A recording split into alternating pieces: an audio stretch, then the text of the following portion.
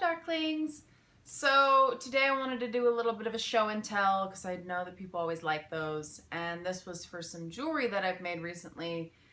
I'm really bad about remembering to do show and tells because usually I make it and then I sell it and I don't really bother.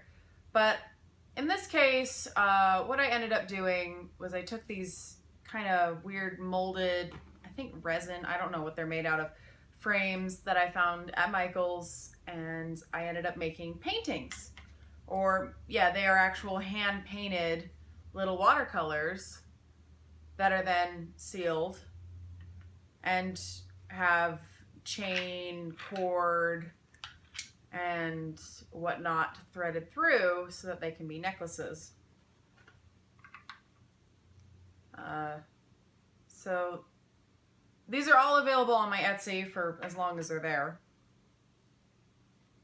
And whenever someone asks me about how I get ideas, my main answer is actually I have no fucking idea because I really don't know. Most of it is just my brain decided to go on autopilot, and this is what I apparently made. And then these other two I made for myself, which would be Michael and Lestat, because I love my vampire boys. So what I end up doing with these is I take scrap pieces of watercolor paper, because I'll buy the really big sheets of Arches watercolor paper. I like buying, it is like a 20 by 30 sheet of watercolor paper that costs about $10, because I like really nice paper because it makes a difference. And then whatever scraps left over from cutting it up to use it for other projects, I'll end up having these small bits and pieces I'll measure out, and I'll end up doing drawings on them just with like mechanical pencil. And sometimes I'll do shading with my favorite pen that I use in my sketchbook things. If you don't follow my Instagram, I do recommend that because I post not just my outfits, but my sketchbook crap too. So this is the Pentel RSVP pen, and I use that every day. I don't know what this is. This is in Japanese on the handle, so I don't know what the brand is because I can't read or speak Japanese. But I got this from Michael's for about $10, and this is a really good acrylic-based inked brush pen, which means when you introduce water to it, it doesn't move.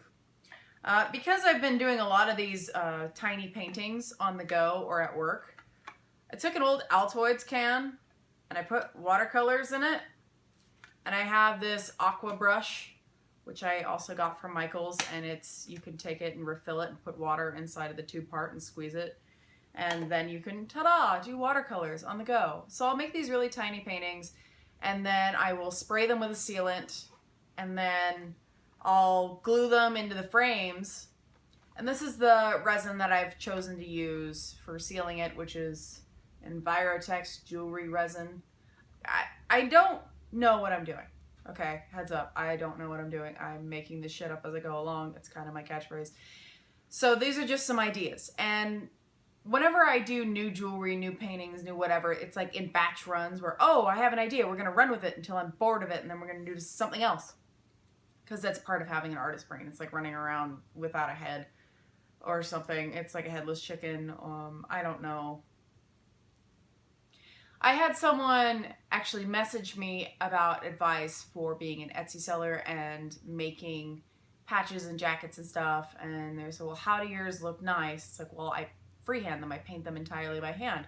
Oh, there's another way to do it. Hell if I know. That's why the jackets cost what they do, is because everything is one of a kind and painted by hand. I'm not stenciling it. I'm looking at it. I'm looking at a picture, and I'm drawing it with no sketching beforehand and hoping for the best. So I do things the way that I do them, and everybody else does them the way that they do them, and I do show and tell videos like this so that you can get ideas to make your own things. It's not like I'm copyrighted on making tiny framed paintings. I just decided to do this because I happen to have many frames around and decided, you know, that'd be cool for some necklaces. Just be careful when you're experimenting and don't think that the first one's always going to turn out perfectly. When I first started doing painted cameo necklaces, I was doing them on scrap mat board because I didn't have any money. I had whatever scraps were available out of my jewelry and pliers and whatever it was in my college dorm, and I only had black and white paint, so I do black and white paintings. And so I would make them, and then I made too many of them, and so I started selling them, and that's how I started doing the painted necklaces. I'm used to painting small, but I know not everybody is. Hell, with these type of necklaces, if you wanted to, you could even print images off and do the same thing. I'm not going to be mad if you do it because I'm not the first person to have done it. Anyway, I figured I'd show these little necklaces. I thought that they were cool. And please buy them. Till next time, Darklings.